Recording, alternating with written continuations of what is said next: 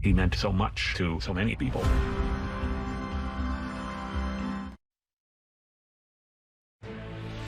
This is CNN Breaking News.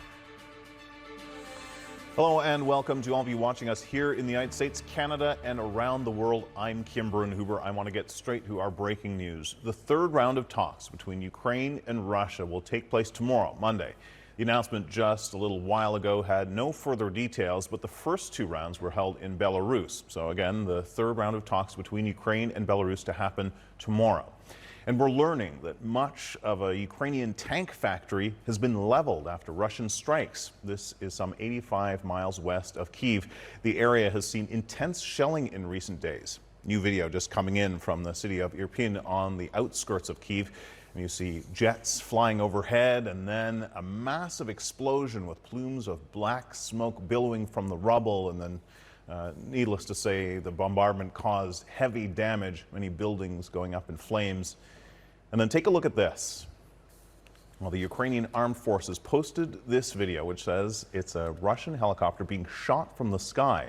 Now, CNN geolocated the area where the video was taken, and it does include a base where Russia has been running helicopter operations, but we haven't been able to verify when this happened. Now, all of this comes as humanitarian corridors in the Ukrainian cities of Mariupol and Volnovakha have been scheduled to be open again an hour from right now. So the temporary ceasefire that was supposed to have happened Saturday was put on hold after allegations that Russian fighters violated the agreement.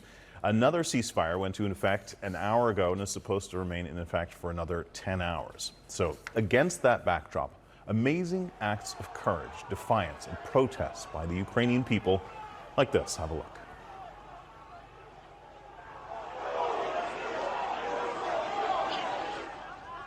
So this is Kherson, and you see this man jumping onto a Russian armored personnel carrier and waving the Ukrainian flag.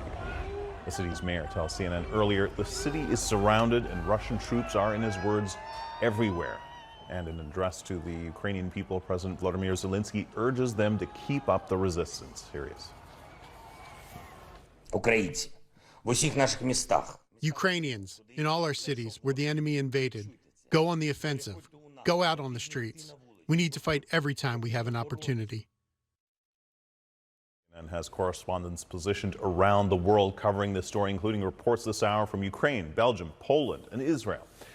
So let's start with CNN's Scott McLean in Lviv, Ukraine. So Scott, when you and I talked yesterday, those two same humanitarian corridors had been announced for the first time. Well, it didn't pan out as hoped, unfortunately. Any evidence it will work better this time?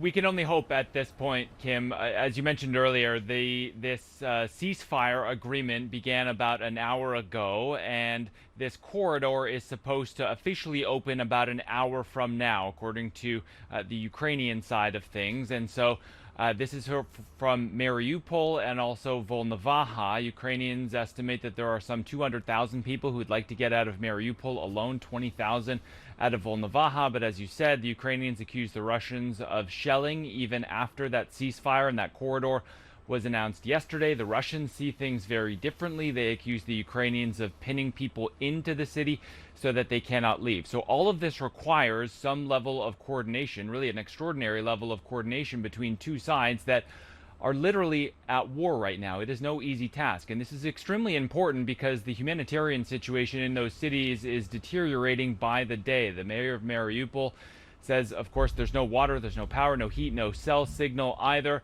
They're running out of food, they're running out of water as well. And even to get people out of the city, he said that yesterday there were 50 buses ready to go.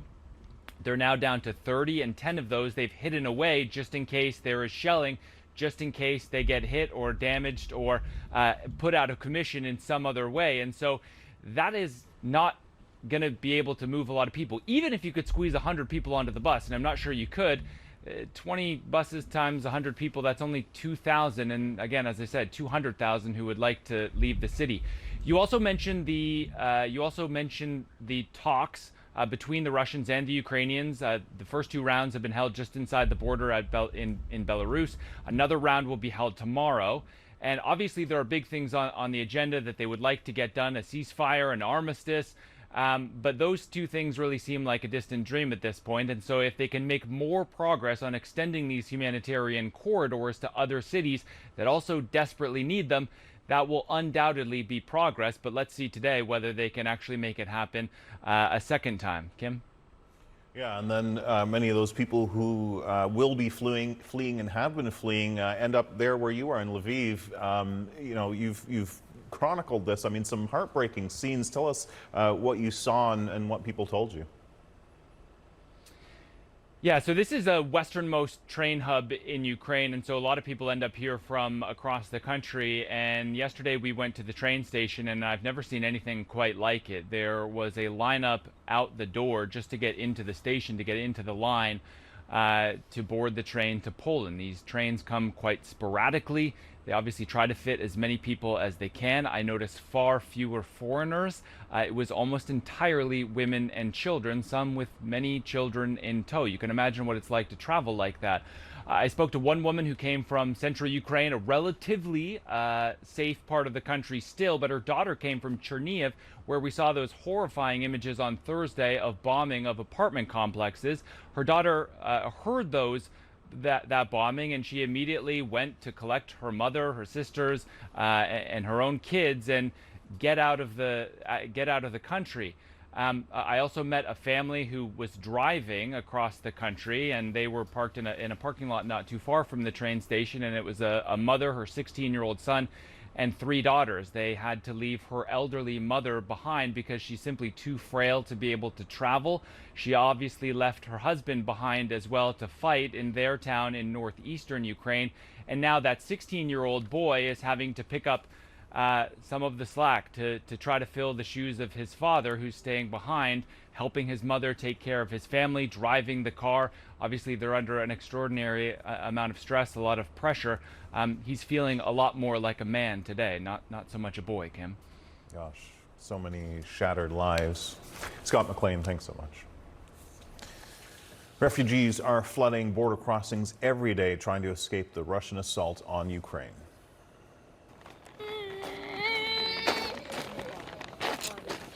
Thousands are making the arduous journey, leaving their homes behind and braving freezing temperatures in the hopes of making it to safety.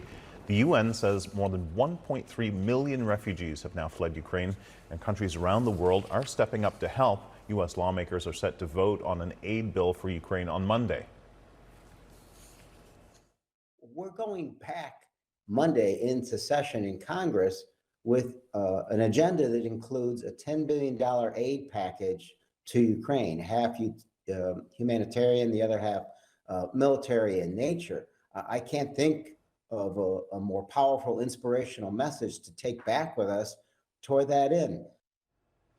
With thousands fleeing across the border every day, it's taking an army of volunteers to help them. CNN's Sarah Seidner takes a look at their efforts at a refugee camp in Poland. This is a refugee camp of sorts, about 20 minutes drive from the border between Poland and Ukraine. This is where a lot of people fleeing the war end up after they've crossed over the border. They get into transportation and they end up here trying to figure out what their next moves are. So the fact that there are thousands of people coming through here every single day, there have been hundreds of volunteers that have turned up to try and give them some comfort. These gentlemen are using something from the 1950s to make a very delicious soup. Sour soup is what they call it. And they have been working on that. You have gentlemen over here with hot drinks. You also have people who have donated. And there's a whole box of toys that kids keep coming up and digging through to the bottom trying to figure out their favorite thing. Because remember, people left their homes in a panic. Many of them carrying only a small backpack or potentially carrying just a small bag, trying to get away from the war. You're also seeing a lot of different kinds of food, things that people can take with them, and people have donated. They have donated all manner of things because it is frigid. It is very, very cold. So we're seeing things like blankets and little jackets here for children. But all day and all night, we're seeing people flood in here. They are coming generally on these huge buses that one might think are tourists coming from somewhere. But these are the world's newest war refugees coming from Ukraine.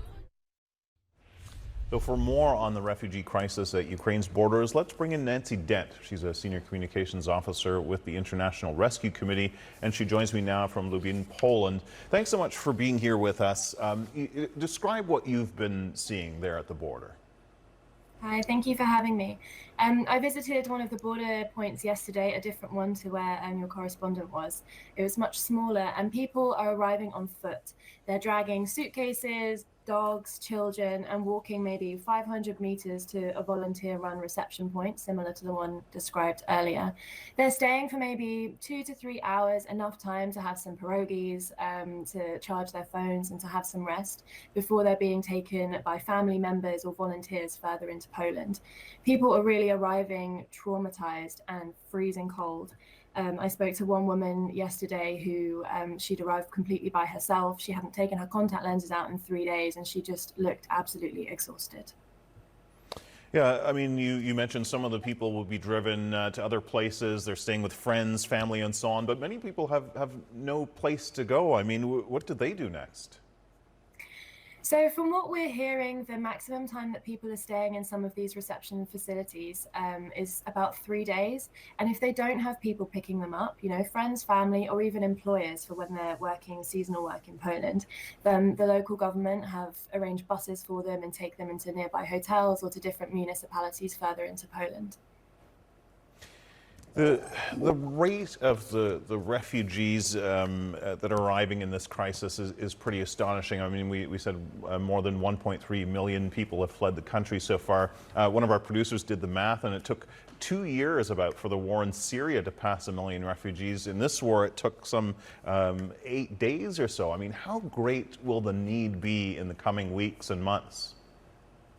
Exactly. I mean, the numbers are truly staggering.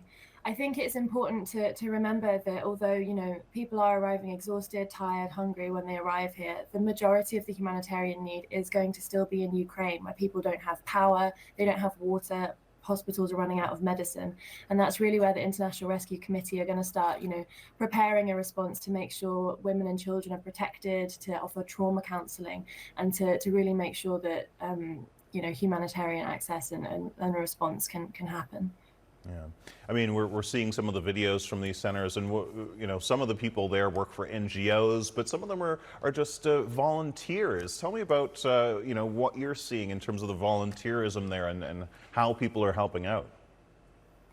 Exactly. I think it's quite common across Europe to have big volunteer movements like this. We saw it in Greece, we saw it in Calais, and it really is astonishing that people really are stepping up and trying to welcome these people. One woman I spoke to yesterday said that she was really surprised about the warm welcome that she has received from people here, and they're incredibly grateful. I think, you know, with volunteer movements like this, it's really important that they are coordinated, and that's where larger NGOs can come in to make sure that gaps are being filled and that people are really, you know, organized and have a sense of their role, so that things aren't overlapping and that safeguarding issues don't come into place. Yeah.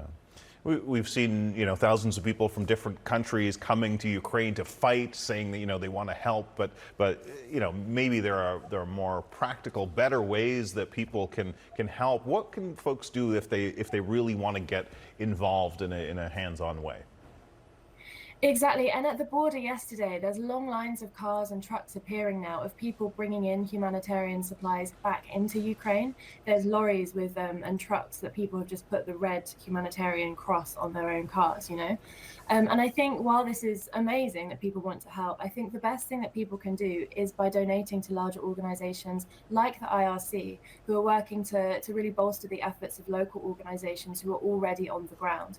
And I think by making sure that those organizations can build their capacity and step up and provide more support, that's kind of the best way of doing it, rather than everyone arriving at once wanting to help but not really knowing how. Yeah, I mean, we're hearing about how, you know, emotionally shattered people are, how these families have been torn asunder, but you must be struck as well by the courage that so many of these people are showing. Absolutely. And, you know, I was speaking to a woman yesterday and she was incredibly timid and really kind of quiet and down. And then the minute I asked her, you know, how do you feel about Ukraine right now? You know, her eyes lit up and she was so passionate and she just spoke at length about how proud she was of her husband, who was still back home. She'd left their family dog behind to keep them company. And just, I think the spirit of Ukrainian people is really quite remarkable. The minute you ask a question about their country, they just really, you know, speak with such determination, and it's just amazing. Wow, that's so touching. Thank you for all of the work that you and your organization are doing. Nancy Dent with the International Rescue Committee, thank you so much. Thank you. And if you would like to help people in Ukraine who may be in need of shelter, food, and water, please go to cnn.com/impact and you'll find many ways there that you can help. Well, Israel is giving diplomacy a chance as brutal fighting rages on in Ukraine. Next, the Israeli Prime Minister makes an unannounced trip to the Kremlin for talks with Vladimir Putin. Stay with us.